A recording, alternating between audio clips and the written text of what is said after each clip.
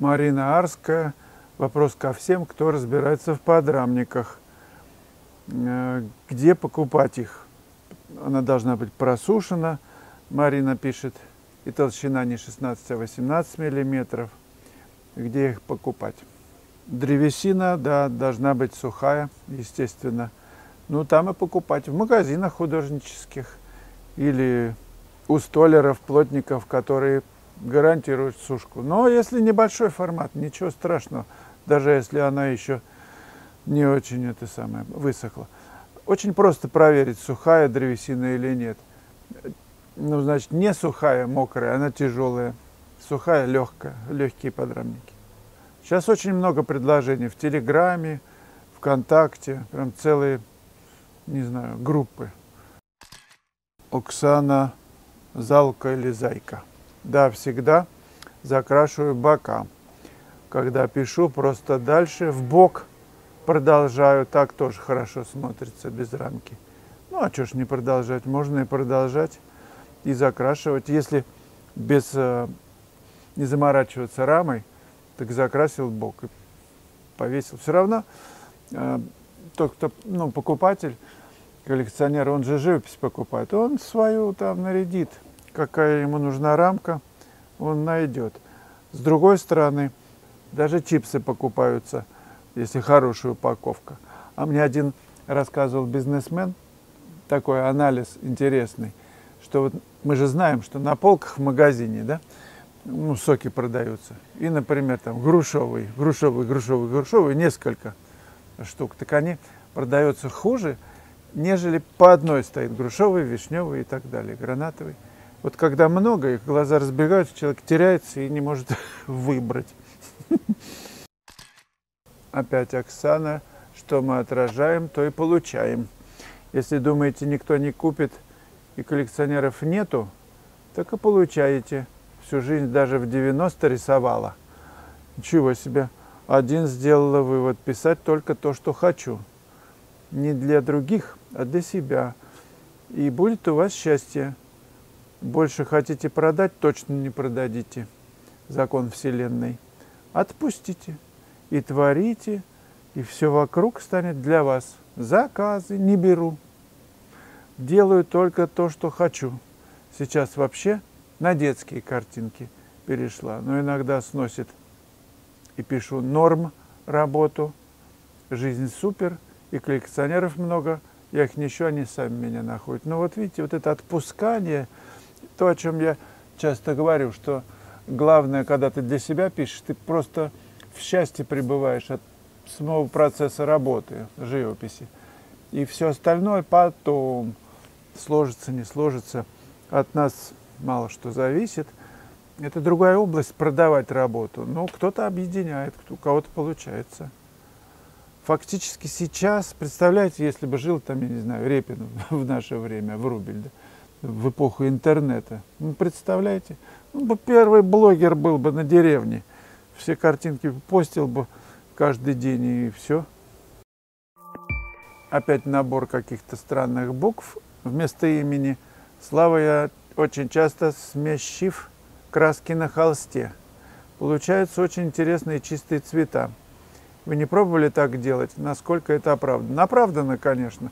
Фешин тоже об этом говорил, что смешиваются краски непосредственно на холсте. То есть на кисточку замешивается из разных мест палитры всякое. А потом на холсте раз, и там случайность мазка, в котором в одном мазке присутствуют вот эти вот тыканья, они очень хороши.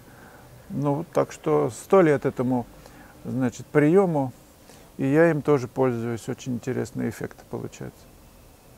Вообще эффект неожиданности в живописи, сильно зажигает.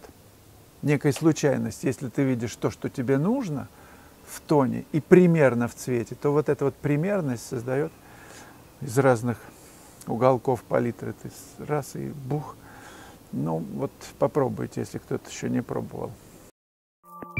Друзья, в честь весны, праздника, у нас скидка 60% на все уроки. На все. В моей онлайн-школе.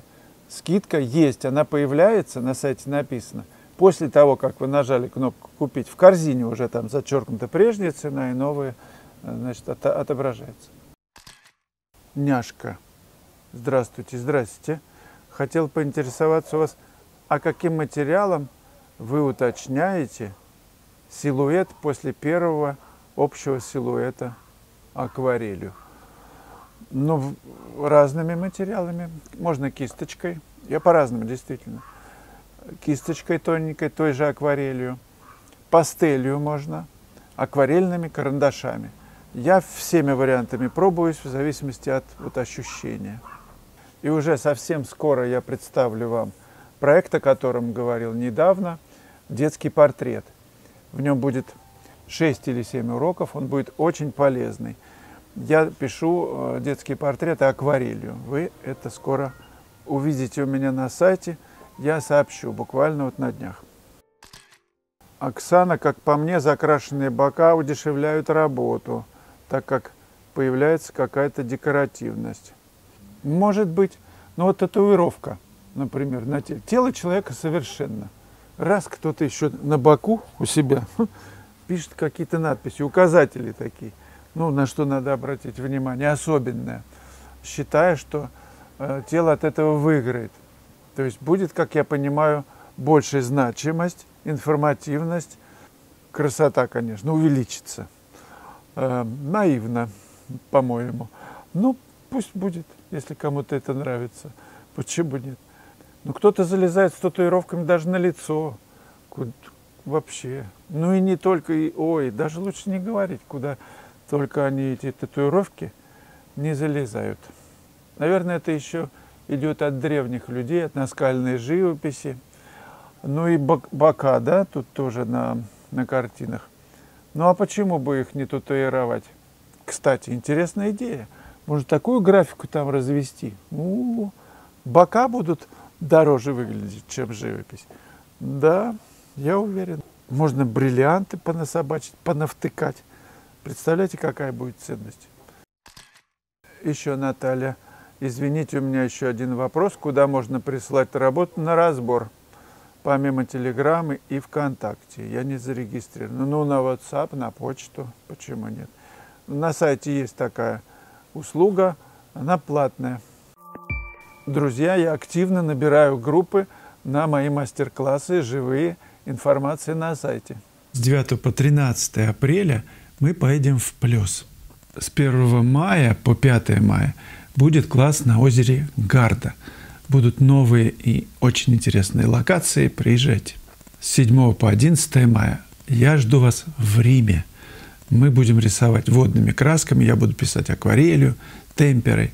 Это будет незабываемый класс. Ну, лучший город на Земле. Записаться на все мои классы можно на сайте. Либо присылайте мне письмо в WhatsApp, либо на почту, куда хотите. В соцсети, в Telegram. Арьяна Бхат. У Рерихов большинство работ выполнены темперой, и это превосходный материал. Росла на репродукциях этого мастера, копировала их. Посмотрите обязательно. В картинах большое количество приемов и техник можно рассмотреть. Согласен с вами. У меня детское впечатление сохранилось, когда я был мальчиком. Я впервые увидел в музее работы его живьем на выставке. И тут был какой-то прям крышеснос для мальчика, да. Мне казалось, я вижу, что это гуашь, да, я не знал тогда, что есть темпера. Вполне возможно, что это была именно темпера. Хотя сейчас на Западе гуашь, темпера одно и то же, мне кажется, да, в Европе. Но чистота цвета, локальность настолько притягательна для меня была. Ну, в общем, это повлияло, конечно, на мое развитие, на любовь к живописи.